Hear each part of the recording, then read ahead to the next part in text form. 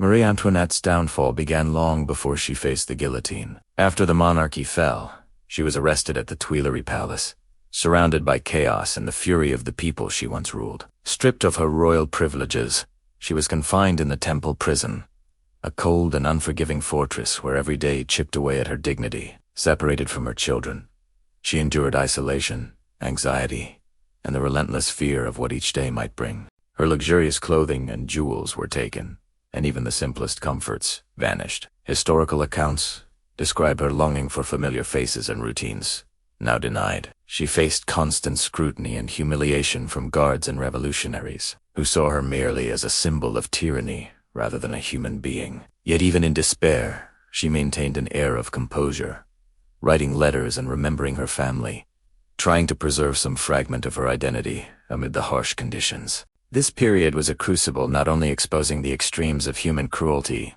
but also highlighting the resilience of a woman who had once lived in palaces and promenades, now forced to endure the raw and merciless reality of imprisonment and public scorn. By the time she was moved to the conciergerie, Marie Antoinette faced relentless public humiliation. This notorious prison became the stage for a carefully orchestrated campaign to strip her of all dignity. Guards mocked her, whispered rumors spread about her supposed crimes, and the revolutionary tribunals scrutinized every detail of her life, often twisting truth into grotesque accusations. She was portrayed as a decadent queen, an enemy of the people, and even a criminal of the most scandalous nature. The psychological pressure was immense. She had to endure interrogations, false witnesses, and the weight of public opinion turned violently against her.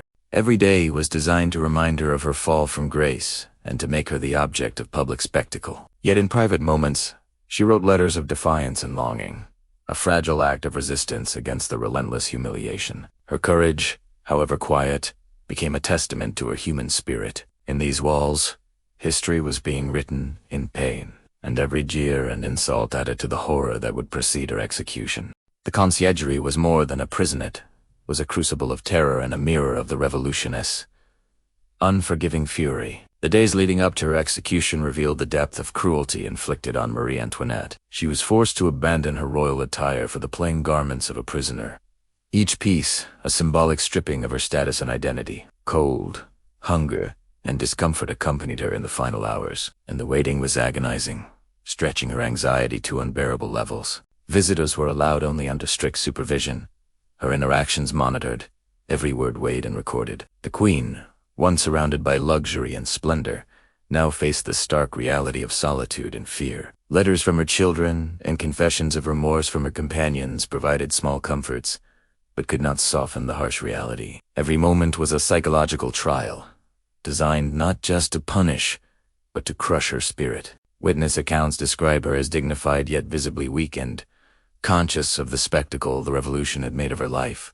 The anticipation of death, the cold, and the public mockery combined into a form of torture that was as mental as it was physical. These final days were an unrelenting descent, a terrifying preparation for a public execution that would etch her name into history forever. The walk to the guillotine was the final act of a terrifying journey. Marie Antoinette was led through streets crowded with citizens, some curious, some bénévoles, and others silently judging. The noise of the crowd was overwhelming, a mixture of jeers, shouts, and the distant drums of revolutionary ceremony. Guards forced her to move quickly, their presence a constant reminder of the inescapable fate awaiting her. Every step was a confrontation with the people she had once ruled, now transformed into witnesses of her humiliation and fear. Her composure faltered only slightly as the reality of the guillotine approached, but she remained outwardly dignified. Historical records suggest she adjusted her dress and hair, clinging to the last remnants of personal pride. The sensory assault of the crowd, the public spectacle, and the proximity of the guillotine created a uniquely horrifying atmosphere, one that few in history have endured. This walk was more than a physical journey. It was a psychological ordeal, forcing her to face a world that had turned against her entirely. Every moment before the execution magnified the terror of her final fate, creating an indelible image of courage in the face of human cruelty. At the guillotine, Marie Antoinette faced the culmination of months of psychological and physical torment. The executioner prepared the apparatus while guards held her firmly, ensuring she could not resist. Witnesses described the final moments as surreal, The queen maintained a semblance of dignity, though her face betrayed the fear and resignation she felt. The crowd pressed close, a mixture of fascination and vengeance, eager to witness history's dramatic end. She is said to have displayed calm composure, even in the last few steps, though internally she may have battled panic. The guillotine itself symbolized not only the revolutionist's justice, but also the cruelty of the process she had endured for months. Her death was swift, yet the horror of what she endured in the hours and days leading up to it lingered far longer than the final act. This moment cemented her place in history, not just as a queen who was executed, but as a woman subjected to one of the most psychologically and physically harrowing deaths ever recorded in public memory. Even after her death, Marie Antoinette's story serves as a chilling reminder of the brutality humans can inflict when fueled by fear and anger. Her life, once filled with opulence, was reduced to suffering, humiliation, and ultimate sacrifice in a public theater of vengeance. From the cold confinement of the temple to the jeering crowds of the guillotine, she experienced the full spectrum of human cruelty.